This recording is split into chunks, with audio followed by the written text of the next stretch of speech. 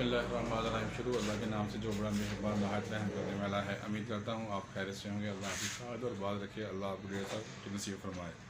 आज की वीडियो का आगाज़ करेंगे। ये कोई व्लॉग नहीं है या ना कोई किसी चीज़ का व्यू है, बल्कि आज हम हॉस्पिटल में जो ऑपरेशन करते हैं वो औजार तैयार करते हैं, उसकी वीडियो आपसे शेयर करते हैं। चले चलते हैं।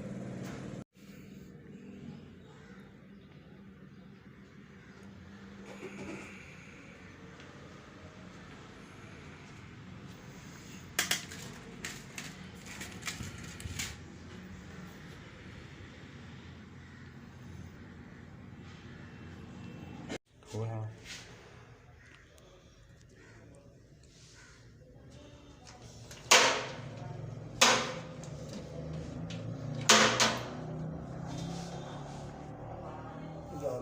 नहीं लाता तेरे जोर के ना तेरे आ रहा साइड पे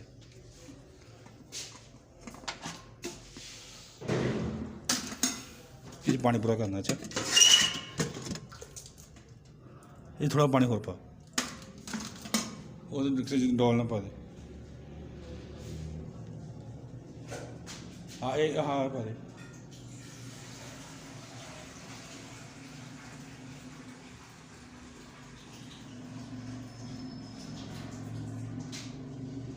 पा दे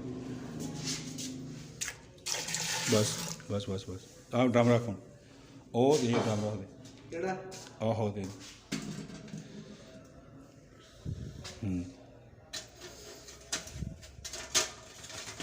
आ पाड़े सही सही तरह बंद कर इधर करके ना।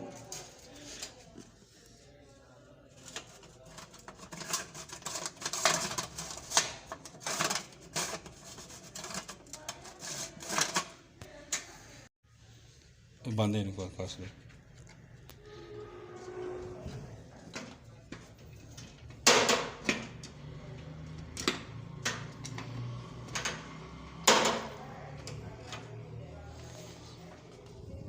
वीडियो बनानी हिंदी होगा तो यूट्यूब चैनल दे दी चैनल बनाया यूट्यूब का चैनल फिर देखी चलाई यूट्यूब के नहीं चल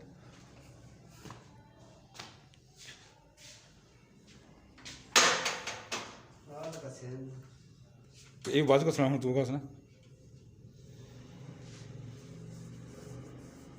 चल हूँ आगे चला थे आगे चला तो गैस छड़ के थोड़ी जी वो मस्जिद पे ही है।